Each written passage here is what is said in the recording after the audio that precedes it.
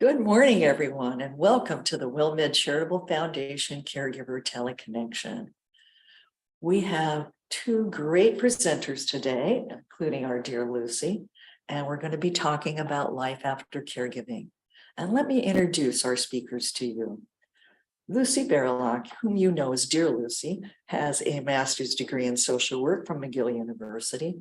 She is presently working as a consultant for a health network in Montreal.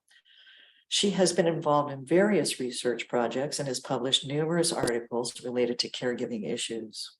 She's lectured at several universities and colleges on innovative approaches to caregiving and presents annually at international and national conferences. Lucy's also a consultant for private industry in the United States, including the WillMed Charitable Foundation and their clinics in Texas. In addition, Lucy would like you to know that she was a caregiver for her mother for about 10 years. Now, Pam Orzeck has extensive experience in clinical and community practice, having worked as a frontline social worker and research practitioner for 25 years prior to joining the facility at McGill. Pam is currently the Director of Field Education at the McGill School of Social Work and leads a team dedicated to ensuring a positive and meaningful field education and experience for social work students. Pam's doctoral research focused on women's bereavement experiences after caregiving, and she is currently the co-principal investigator on a national grant related to caregiver bereavement training and support. So this is probably going to be, at least from my point of view, the very first research we've heard about life after caregiving. And Pam, Lucy, take it away. Thank you so much, Evelyn. Thank you. Welcome, everybody. I'm so glad that you've joined us today. And first of all, Pam, thank you so much for being a wonderful guest today. We know that caregivers basically need to adjust to their roles as caregivers in the beginning, but how does a caregiver adjust to not being a caregiver? And how do they reclaim? And how do you reclaim your life? My question to you, Pam, is why did you decide to do your research on life after caregiving? Thank you, Lucy and Evelyn and Minerva. Thanks for having me. It's a pleasure to be here with all of you, and good morning. I'm going to share some slides as I talk so that you have visual representation. So let me just do that quickly. Please let me know if you see my slides. Yes, we do. All good? Okay, great. Thanks. So it's a great question. Why did I do my research on this issue? Well, as a frontline practitioner in home care, so as healthcare workers know, frontline practice with seniors or adults with limitations, you have the opportunity to be involved with the family caregivers who are so implicated and so involved in the care of anyone with a loss of autonomy. Well, after 25 years in frontline practice, early on, it was very clear that the caregivers were the central and pivotal people in the lives of their loved ones, and that as time went on, with an average of 6 to 8 years of caregiving, we saw the caregivers, after their loved one had passed, we saw the impact it had on them afterwards. And it was very clear because there was a constant pattern of how caregiving affected their lives and how that their lives were changed afterwards. So this topic, this presentation today is really going to focus on a little bit about how caregiving implicated people's lives, but then how caregiving was affected, how caregivers coped, and how we as healthcare workers should be supporting caregivers, recognizing how important their caregiving was in their lives. So I'm going to do a quick, what is caregiving? Everyone knows what that is. How does it impact? What happens when it's over, and how to move on? And between today and next Thursday, this is what we're going to cover. So as everybody knows, I'm just going to do a quick overview. Becoming a caregiver is not necessarily conscious or voluntary. You go from one role as a parent, child, partner, or friend giving ad hoc assistance or occasional support, to a much more regular support with an increase in the intensity and frequency of the kind of help and assistance people give. And that line down the middle, that blue line, is basically an event that created the difference between a regular kind of assistance and more of a caregiving frequency.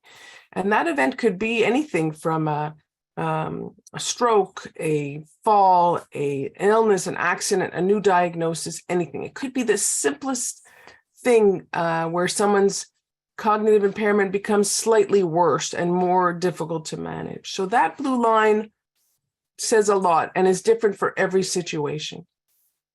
And I created this slide because I was observing this tendency in every client caregiver that I saw, that there was one remarkable moment or event when you asked the caregiver and the family, what happened? How did it change? And they all talked about one event that changed their lives. So, 25 years, 30 years of caregiving research has shown that there are multiple needs in caregiving, needs related to caregiving, but also the personal needs of the caregiver. And we often felt that we were asking caregivers, how are you? How's it going? And many caregivers didn't self-identify as caregivers.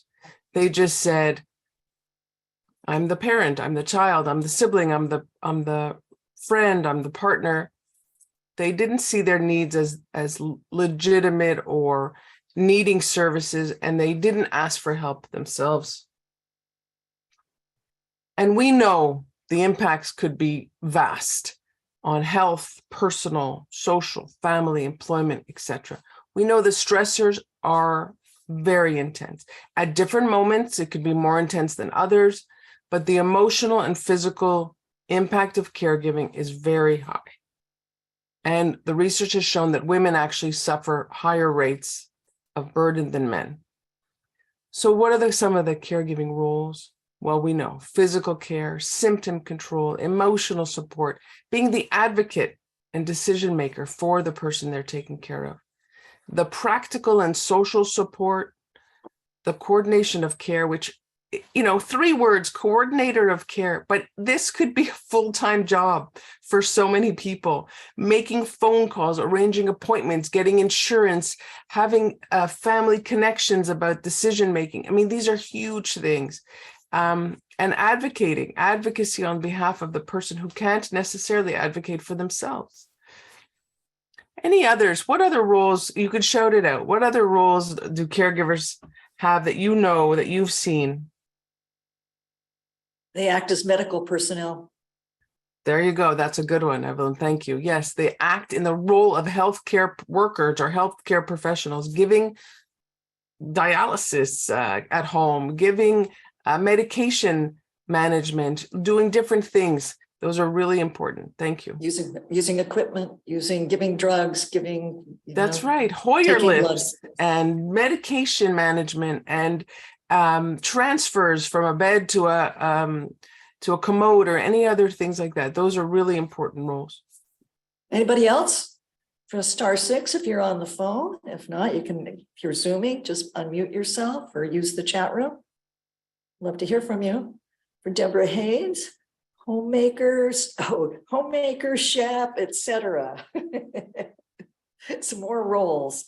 Yeah, I think financial administrator. I like that one. I think one of the most important thing is to, with all these tasks that you're doing, is how do I stay connected to my husband, to my wife as a partner? How do I do that? I think that's one of the other things that's always been challenging. Right. And we have a phone line opened up. Adriana, would you like to speak to us? Sure. Cheerleader, sometimes encourager. Those are good. Yes. Thank And you. someone else said companion, which I like, therapist and companion, somebody you can talk to. Anybody else? Researcher. Aha. That's a good one. Yeah. And all Okay. the, yes, good, really great add-ons. Thank you. And all the while you're in a relationship with someone. All the while you're, your relationship may be changing and you're in a situation where you're taking on new roles and your relationship is still in the, ever present. So it's really important. And we're going to talk more about this, but as relationships change, caregivers have to deal with loss and the losses that come with changes. So, and that's a lot of the research has shown that loss is a central role. So what about the caregiver journey? There's no roadmap. We have no roadmap. Many families enter this transition without any guide or any awareness of the challenges ahead. And a lot of the caregivers I met with said, just tell me what's going to happen. I just want to know what's around the corner. And in every situation, it was different. So it was very hard to share that. But all we did say to the caregivers is, you need to protect yourself in this journey because you're in it for the long haul. And this is an important journey. So most will enter with hesitation, some emotion, and their experiences and strengths and vulnerabilities and the uniqueness of their family situation. But all the while, as healthcare workers, we could be giving the caregivers the information that the changes are inevitable in this situation, and they're going to bring about social, emotional, and practical consequences that come together with the challenges of coping and adapting to a new illness as with your family member and other people around you. So the awareness that things will change is an important thing as healthcare workers to impart to the caregivers, because that's part of the journey. And the caregiver will have to adjust to different things, different roles, and different expectations of their time. So what I saw in my research, which came over and over again, and this is where we're starting to look at what are the factors that impact the caregiver's journey, and do these factors impact their bereavement as well? And this was really clear in the research. The timing of the caregiving in their lives had an impact on the post-caregiving. So whether that timing came when the caregiver and the care receiver were in their 20s, 30s, 40s, 50s, 60s, 70s, 80s, 90s made a difference. And that those who were in retirement phase or later on in life, it impacted them in a different way than a caregiver who was in a younger situation or who was a younger person. The intensity of the caregiving was very significant. If it was an accident and the intensity of caregiving, for example, was acute and strong and impacted everybody's lives, that made a difference for the post-caregiving. And we say post-caregiving as the caregiver bereavement period. But the reason I say post-caregiving is because to say caregiver bereavement it says it, but it doesn't say enough that it was a post-caregiving, that the caregiving was central in the caregiver's life. So we say post-caregiving or caregiver bereavement quite interchangeably. The meaning of the caregiving, how it affected, was the relationship, a 60-year relationship that was very strong? Was it a shorter term relationship that was enmeshed or difficult or had tension? That also plays a part. And the experience of care, was it an experience with a beautiful healthcare team that accompanied the person till the end of their life with unbelievable support and love? Or was it a fight from the beginning with a difficult healthcare team with advocating for different things that really people had? There was a lot of resistance and energy expelled. And that was a piece. And the duration, was it a 15-year caregiving situation? Was it a 7-month caregiving situation? And what are the differences? I'm not suggesting that a 7-month caregiving would be not impactful, but just as healthcare workers, it was important to understand the duration of the care. So I use this I use this slide a lot when I'm working with students or caregivers, and I say, let's talk about some of the needs during the caregiving so that we can look at it later on and see what some of the needs were. So this is just an example of, in an exercise, I have people list the needs of the caregivers to consider and the needs of the care receiver. And then in the middle, in the green part, we talk about some of the needs of both. So what's an example of a need that would be for both the caregiver and the care receiver, would you say? Okay, if you're on the phone, press *6. If you are on Zoom, please open your phones. I have a couple phones still open from the last question. I don't know, Anne, if there's something you would like to say. I think that one of the issues is we talk about preserving memories, but we typically talk about preserving the patient or the memories. We don't talk about preserving the caregiver's memories. Thank you. All right. Anybody else? We'd love to hear from you. This is Adriana. Hello.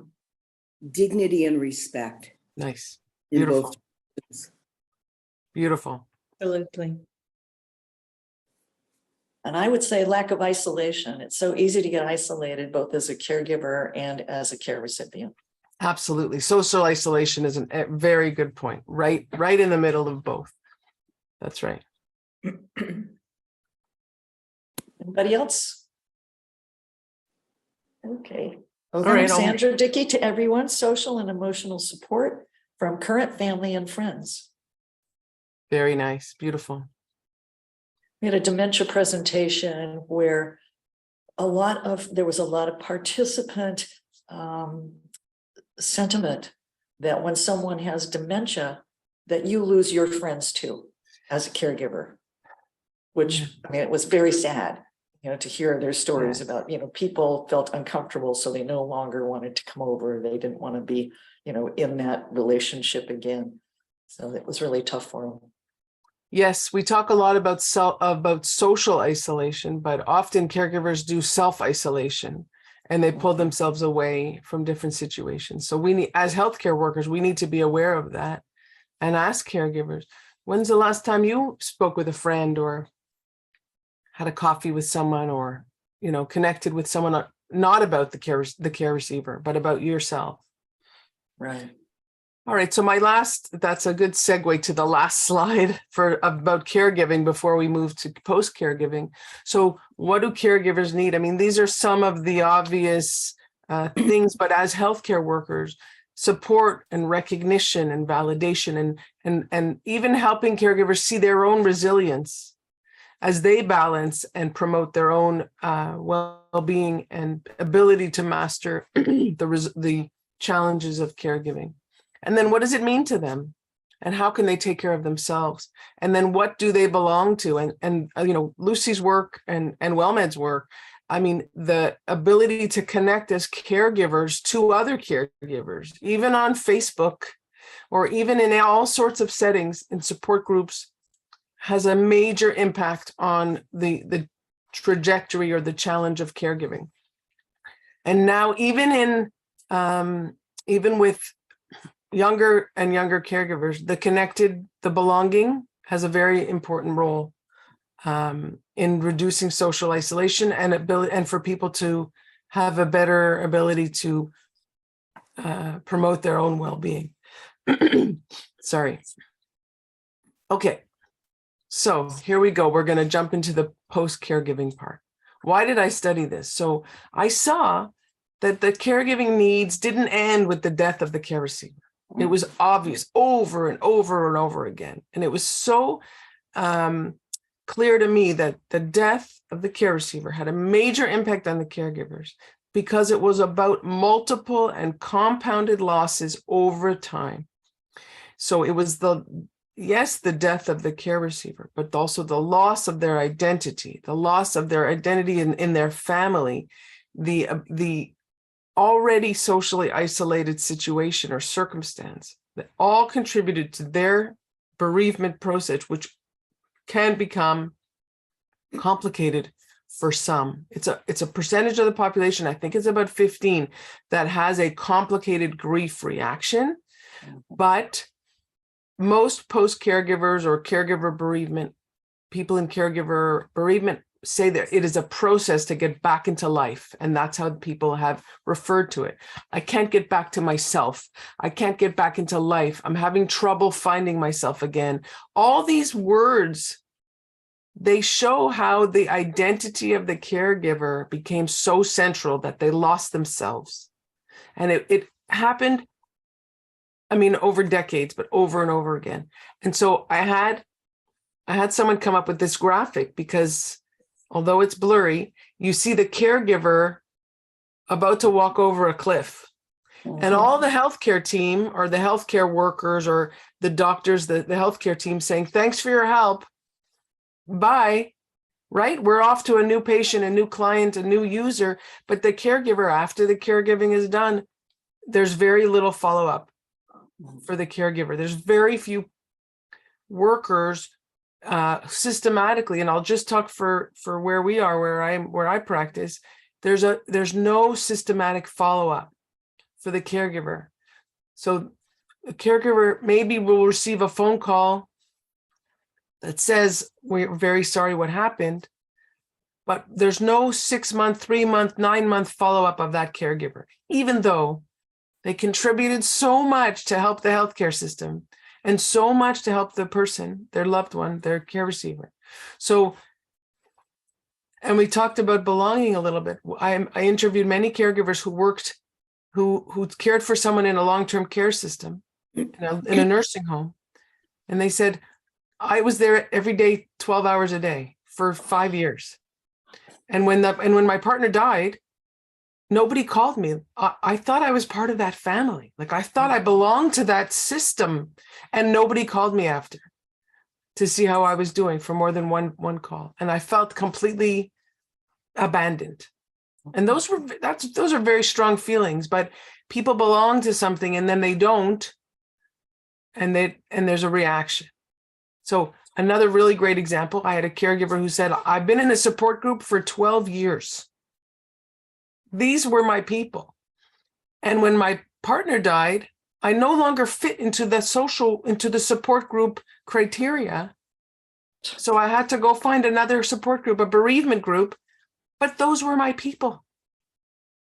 So that was about a decade ago. Now I believe that support groups would continue to be with caregivers and continue to include them. But those were really part of the impetus for my research. So the idea that we need to look at post-caregivers or caregivers in their bereavement systemically, and how can we help them in this overloaded system, and that we needed a better understanding for how they transitioned out of caregiving. How did they live that experience transitioning out of the role of caregivers? So I interviewed caregivers. I interviewed wife, spouse caregivers, and daughter caregivers. I wanted to see the difference. I wanted to understand, did spouses take it harder than daughters? And how did they live the transition? Well, it turned out that they all had the typical reactions that were dual reactions, both relief that the role was over, and depletion, complete exhaustion, complete. Caregivers literally said to me, I cannot get out of bed. It's been weeks. I literally cannot get out of bed. So the feelings of relief, as you may imagine, came with guilt. So even though caregivers felt relieved that this ordeal was over, they felt guilty that they felt relief. And we worked together to understand that the relief was a physical reaction to a very challenging role, and that they gave everything they could, and that guilt, we worked a lot on the guilt, and that so they should feel proud of the work they did. And then the depletion, I mean, that was just about, refilling your cup. You can't, many of these caregivers were just giving, and had given everything. So it's very hard to talk to caregivers about their depletion when they can't get up or answer the phone or get out of bed. So it takes, and that's where it took weeks and weeks of follow-up to help the caregivers renegotiate their lives, in a sense, to find new meaning and new purpose. But without that follow-up, I'm not sure where the caregivers would have landed. So I was part of a team that followed up for up to 12 months, caregivers, and we helped them, in a sense, get back to their lives, find new connections, new meaning, new purpose, and helping them understand that their caregiving became a full identity. It took over all the other identities that existed before, and therefore trying to get a new identity back was almost like reinventing yourself. It wasn't, I'm going to go find my pre-caregiving life. It was, I need to create a new identity going forward. And the research shows it could take from 12 months to 36 months to work through and recover this kind of identity. It takes a very long time. And the healthcare workers have a really important role to play in this, because just sharing with the caregiver that that it will take time and that they need to give themselves a break in finding this new purpose, a new sense of meaning. You play a role. It plays a very important role. Yes, Lucy. What you're saying really touched me personally, and just wondering if others have as well. After 10 years of caring for my mom, and when she passed away, a lot of those feelings existed, obviously. But one of the things that I really remember, I would be working full time, and out of nowhere, I pick up the phone and I dial her number, and then there was no answer. And I realized, so when you say it takes time, even that little piece took me time to stop calling and checking up. And I'm just wondering if others have felt that way as well. So folks, if you are on the phone, press *6. I can use my little website to see, that you have an open line.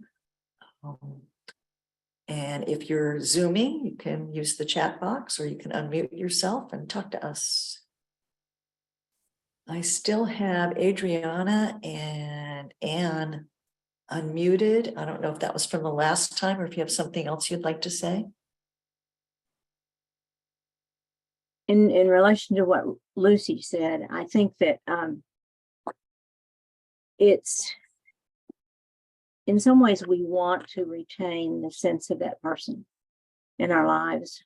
And so when we reach out to them, when we speak to them as we would normally, that's just that's not to minimize, but that's a recognition that they are still a part of our lives. I talked to my mother. She died 15 years ago, but I talk to my mother occasionally. But a comment about what Pam was saying on the last slide, she used the term recover identity. And I think that the experience that I'm having is that my identity was my husband and I had been married 60 years. And our identities were very closely aligned. And so I'm just now, after almost a year, beginning to try to operate without the cloak of the safety of his relationship.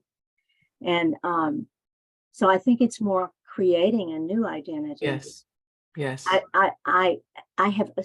I have avoided trying to recover what I was before, because that's not where I need to be. That's not what God wants me to do now, I'm sure. But when you mentioned follow-up, fortunately, we had my husband's healthcare was transferred to a memory clinic because he had a FTD, and they assigned me a social worker long before Alan died. And he's still Zooming with me almost a year later.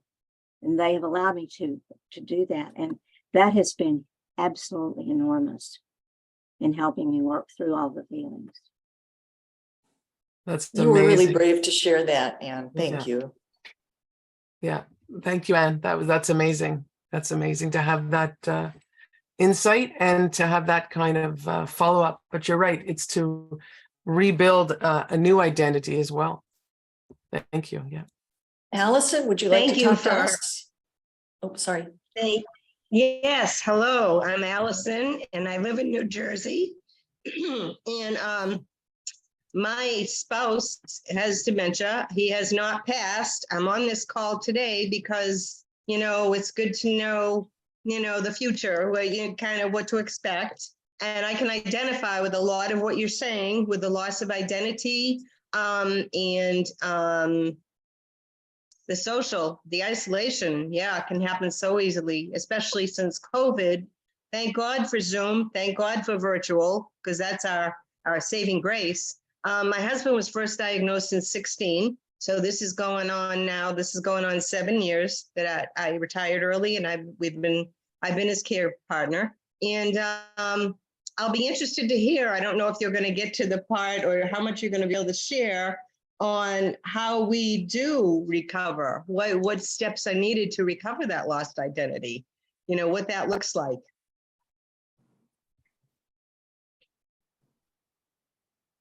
Thank you. Thanks, Allison, for sharing, for being honest and sharing. Thank you. Thank you. Okay, so next week, we're going to talk a lot about the tips and tricks and what we can do. So I think, Allison, that next week will be really relevant to your question. Thank you. Awesome. Look forward to it. Thank you. Okay, so that's good. And it's a beautiful segue to some research I did a couple of years ago. Well, many years ago, 2008, so imagine we're 2023 and this is in 2008, where a colleague and I argued for caregiving to be considered as a life course journey, so that people would look at it as more of a trajectory and a journey than just caregiving in a small, box in terms of healthcare support and services. So that it can be considered more of a trajectory, so that the care could continue, like in Anne's situation, and that it is recognized across healthcare as something that continues. So there are still few services to support caregivers once their loved one has died. And because there's an assumption that, it's almost a utilitarian view, certainly in Canada, where once the care receiver has died, the health file gets closed. It is closed, which means there's no follow-up left. And do caregivers get their own health file? Well, not necessarily. And so if only the caregivers had their own health file, the follow-up could be then justified. So we're working on that here to ensure that every caregiver gets their own health file as a caregiver. They don't have to have a loss of autonomy to have a file, but we do need follow-up. So we shift the focus from client within the healthcare system as related to their disease or illness, to move to caregivers and the system of care, which is the caregiver, the care receiver, the healthcare team, everyone together on this journey. And that's a shift in focus, because the way it is now, caregivers can be left unsupported in the grieving process. And, often, and a few of my caregivers who I worked with became part of the system after with healthcare, with health issues, because they themselves ignored their health issues for a decade, right? They were so busy with their partner or their care receiver that they ignored some of the health issues. And then when they were in their bereavement, it came a call-in. So I had a few caregivers who had healthcare issues to manage afterwards, and they became part of the system. And so in the upstream preventative approach that we should have about caregiving and healthcare, we need to give the caregiver the message that it's okay to take care of yourself. It's okay to follow up your healthcare needs, because a better you, a more a you that's attuned with your own health is also a better caregiver. So that's a message that we need to give. Now, If you I'm don't- going to if you talk don't about mind, Pam, Sure. if you don't mind, I just want to say that one of our messages on the WellMed Charitable Foundation's Caregiver Teleconnection is you can't take care of others unless you take care of yourself. Exactly. And that includes social connection with others, not just healthcare follow-up, but social connection. And I often refer to this, I'm not sure where I saw it, but well, actually, I do know where I saw it. I'm reading an incredible book called Burnout. And it's about burnout in the healthcare field by the Nagoski sisters. And what they said was the protective factors for people, and it definitely relates to caregivers, are self-compassion, connection, and rest. And I added, because I use this in my classes, I added meaning and purpose. So self-compassion, rest, connection, meaning, and purpose are protective factors that help us go forward. And so in working with caregivers, this message can also be given.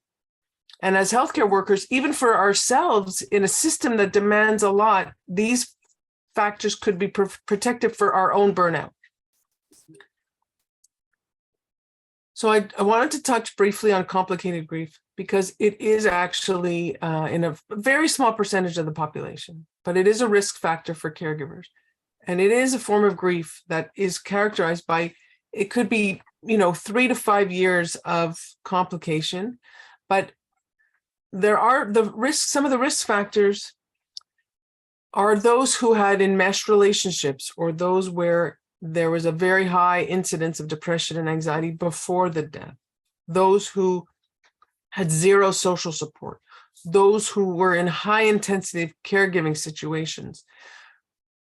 Though there are many factors of risk, and it's not a clear-cut, path to complicated grief, but as healthcare workers, we need to understand this so that caregivers have the understanding that working through their grief or bereavement will help them avoid a complicated grief situation. So as healthcare workers or caregivers, we need to understand that, as I said, the trajectory that goes from pre-caregiving to caregiving and post-caregiving, that it's one long journey, and that we can have the conversation about bereavement and post-care well before the death of the care receiver. This is a preventative approach. And, in our society, not everybody wants to talk about death or imminent death or the issues of the end of caregiving, but these are important things to discuss, and to talk about the role of faith or spirituality and the coping mechanisms of people who may cope with bereavement issues. And it's not all negative. I want to be really clear. Like some of the caregivers I worked with talked a lot about their feelings of pride and relief and peace, and having had a reciprocal relationship of giving back to their loved one, and having felt courage and being able to focus on certain tasks and just being their best caregiver. And even though it wasn't all rosy, they felt that I helped caregivers, and we helped caregivers to highlight the important parts of what they did and how they gave the care, and with love that they gave the care.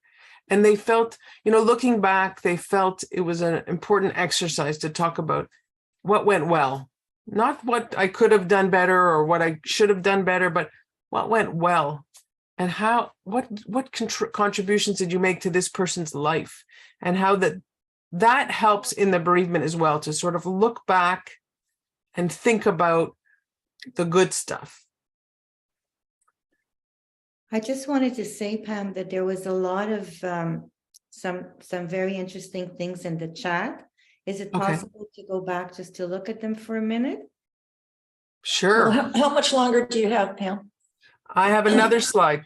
That's it. One more slide. Why don't we wait till the end? Because there's some I think that are going to take Pam a little minute or two to answer. If Okay. that's okay. Okay. Sure. So last slide in conclusion. The main focus of my research is to identify caregivers as partners in care with their needs of their own so that everybody can be on a better footing throughout the caregiving trajectory. And that we need to center the person in the intervention, but based on the person who needs care, but also the caregiver. And that all of these things will help caregivers in their bereavement. It will help along the way. And caregivers, the bereaved caregivers, will benefit by learning that they're not alone and that their grief is a process and that there are healthcare workers that can help them and support them, and that it should go on for, it could go on for many, many months after the caregiving.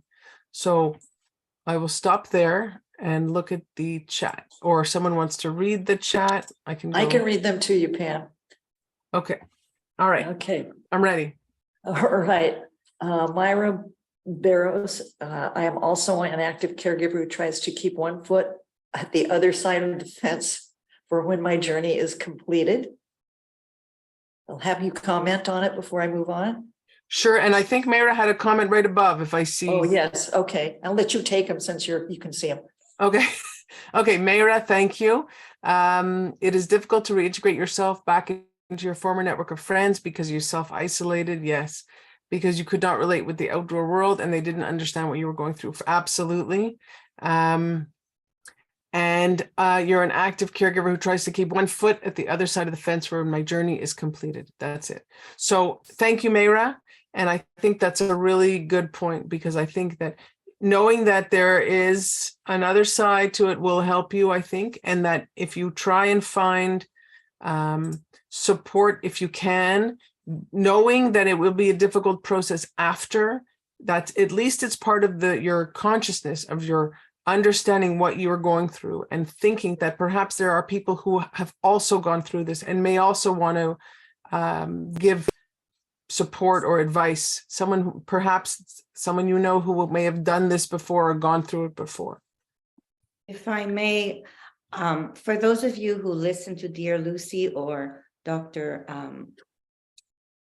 Elliot and I, when we do it, we talk about the fact, please be very conscious of not isolating yourself. There, not only is it important to not isolate yourself during your caregiving journey, but it's also a way of prevention when the journey ends, because it's very, very hard then to all of a sudden reach out to people. Now, I know it's not easy, and I know it's hard many times, but it's important to keep the people around you that you feel care for you and your loved one, explaining, sometimes people feel they don't feel comfortable, especially when you're dealing with someone with dementia. It's hard to go out as couples. It's hard because the person doesn't communicate as well, but do your utmost to try not to isolate yourself and keep a lot of people close to your heart. Yeah, Great. Thank you, Lucy. And it is a great point when people say that you're not necessarily finding an old identity, but creating a new identity. You also have to remember, and I often ask caregivers this, what did you love to do before your caregiving? What were the things that lit you up that you had to give up? Because some people, let's say they say, I had a pottery class that I loved. It gave me peace. It took me away from it gave me centering. Well, you could find that again. Or I loved to swim, or I loved music or art or anything. It is a reinvention of self after, but there's also, some people may have had 50, 60 years before the caregiving where they had something in their life that they really enjoyed or that they loved. So it's a combination of both a reinvention, but also a visit to what you used to love as well. And And so, like Lucy said, it's important to not self-isolate. It's important to find people who you could speak with. And I mean, I know there's an AAA, is that what it's called? Area Agency on Aging, right? So, because Deborah's question about, Deborah says, my husband with Parkinson's dementia, 17 years, is still alive. I've been his only caregiver and we are completely isolated at this point. I want to begin my recovery journey now before he passes, so it's not so devastating, and that she needs help. Who can help her? So that's a really, Deborah, thank you for sharing that and for And being Deborah, vulnerable. yeah, I'm going to send out some resources with our post-session questionnaire, but let me tell you, it's not, isolation is something you do to yourself, because there are many ways, there are many phone numbers right now, there are hotlines, there are support groups that are online, there are chat rooms at AARP that are, divided into different issues for caregivers. We have a lot of resources, and I'm going to get you some of those with that post-session questionnaire. Okay, Lucy, Pam, any final comments before we do a little housekeeping, or then we can take another question or two? Yeah, we still have a little time. Go ahead. Okay, yep, okay, housekeeping. Hold on, Evelyn, I think no. Anne had a question. I'm Yes. sorry, I'm sorry. Anne? Can you hear me? Yeah. Okay. I wanted to tell you that you have really hit the markers on this. I'm kind of astonished, to be honest with you, and I'm so glad that somebody is doing research in this area. I'm a caregiver full-time for my mother. I've been doing it for 10 years, and it is a journey, it is a process, and you're pretty much doing it on your own. And if you don't have a medical background, which I don't, you're really thrown in. And you talked about events.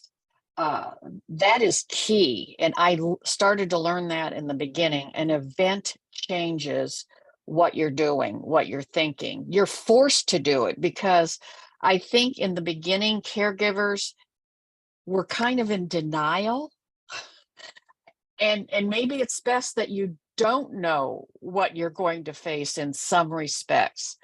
I'm just kind of coming out on the other end. My mother, who I've cared for 10 years, we had a yin and a yang relationship. You talked about the different roles that caregivers play. I couldn't get off mute fast enough, but this is the word that came to mind, punching bag. She has a temper and she wants it her way, and I'm an orderly person. I need a schedule. So sometimes the caregiver and the person you're taking care of, you are not kind to each other, and you walk away and nobody said anything about that. It sounds like it's all loving and wonderful, and most of the time it is. Especially now, we're toward the end. She's 102 and I'm about to be 78, so I'm running out of steam, but she's on hospice. I can finally see the light at the end of the tunnel. She is not ready to go, but in the beginning, when we were younger and neither one of us knew what was ahead of us, we kind of took our roles of, wait a minute, no, we're doing it this way, or you don't know what you're talking about, or and that's hard when you first start out, because you love this person, but sometimes you don't like them and you think, hey, look at me, look at what I'm giving up, really, my life, my grandkids, they don't live in state, my daughter, my son. I'm trying to be in a relationship. Wait a minute, doesn't that count for something? And I don't think it does. What the person that's receiving the care is looking for a life preserver. They might not know it consciously, and they will do almost anything because they're in survival mode. They're scared. And it took a while for me to figure that out because I was like, whoa, wait a minute. I said I do this, but is this what I really have to do? And you have a lot of soul searching that goes on and mixed feelings in the beginning. After a while, you get into a routine. You know, and somebody just wrote, well said, Anne. So I guess what we're trying to achieve in all these wonderful sessions that we do, and there's so many, and I'm going to give Evelyn a chance to let you know what is coming up. The thing is that it's so important to be able to share. We're all human. We can be angry. We can get frustrated. We could even scream sometimes.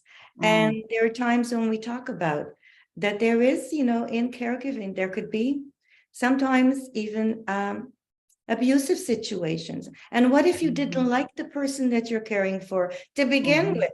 Okay. As some caregivers in marriages stay married for different reasons, financial, children, blah, blah, blah. What will people say? And the relationship is never, and here I am stuck with this. But at the same time, it's the giving and the acceptance and the realization that the way they're behaving has to do with the disease process. Yes. Than them.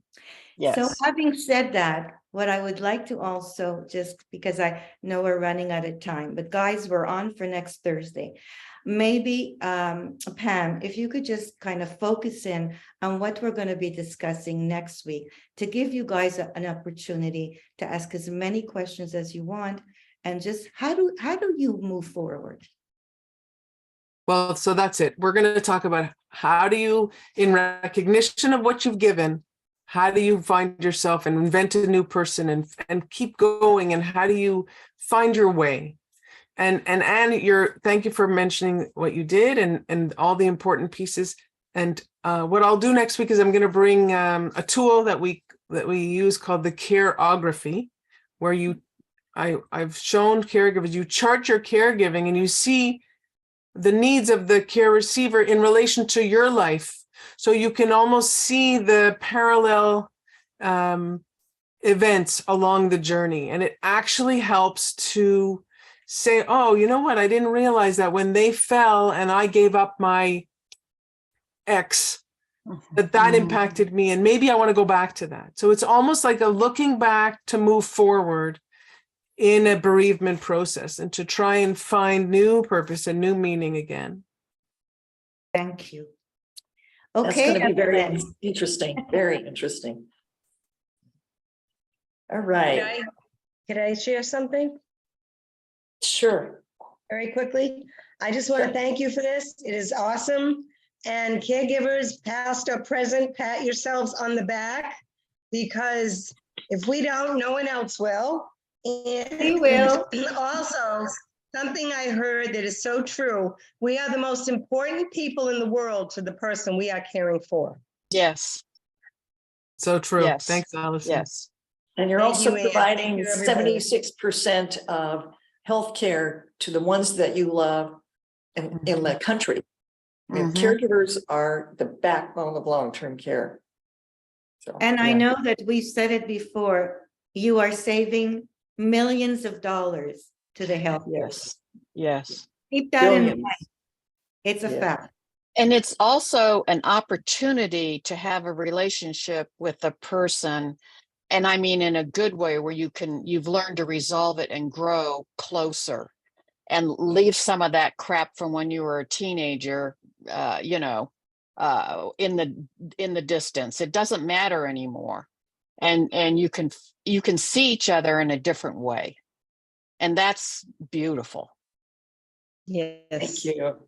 Okay, I'm going to do my housekeeping. Sorry. In a couple days, you'll be receiving the post-session questionnaire with the resources that I have mentioned. Now, if you're not registered for this session, if you got the link or the phone number from someone else, please call our customer service representative and register. And you'll not only get the resources for this program, but you'll also get the monthly calendar, which is also very rich in your choices of explaining what's coming up and what you might be interested in, and you can register online for those at the same time. Now, our customer service representative is 866-390-6491. 866-390-6491. We also encourage you to fill out that questionnaire because it helps us. It's really, how satisfied you were with the presentation. And if you have any ideas for future presentations, we would love to have your input, but it helps us keep getting better and better, except in technology, and that's my fault. The other thing I'd like to say is that we have new scheduled meetings coming up this month. We're very happy about having the second part of this program next Thursday at 10 o'clock again. And then on the Friday after that, the 13th, we have one that's in Spanish for those of you who prefer that. And it's a healthy life for your mind and body, suggestions from the latest research. So we're going to focus on more research again. And then on the 18th, we have Accentuate the Positive with dear Lucy and Dr. Sklar. On the 19th, we have this part 2 of this presentation, but we also have Dementia and the Hidden Patient. And who do you suppose that is? I think it's caregivers. That's a little cue there. On January 26th, which is Thursday, we have New Year's resolutions for caregivers' well-being with Dr. Jamie Heisman, and he's always really fun to listen to. And then on Tuesday, the 31st, this one's interesting. I haven't heard this one before. Embracing Tender Memories in Caregiving, which sounds lovely. Sounds like a very positive, what should I say? Not recovering thing, but a positive looking back sort of thing. So please join us. We would love to have you join us in the future. And hopefully you'll be here next Thursday at least to get the end of this presentation. And before I go, I want to thank so much Lucy and Pam, who did such a great job. I'd like to thank all you caregivers for being with us today and for your input, which is so important. And by the way, the reason we recorded is because those podcasts are on www.caregiverteleconnection.org. And there's a couple of years worth of experts and expert presentations several times a month, many times a month sometimes. So please get on there if you need something and know that you'll find something that will help. I'd also like to thank the WellMed Charitable Foundation, who has been so kind, so generous with the Caregiver Teleconnection, Caregiver SOS, the Stress Buster program, their SOS clinics. The WellMed Charitable Foundation has done such an excellent job of trying to support caregivers in the community and those who care for people in facilities. So thank you all, and we hope to hear from you again soon. Thank you, everybody. Thank you. Thank you See you very next much. week. Thank you. you.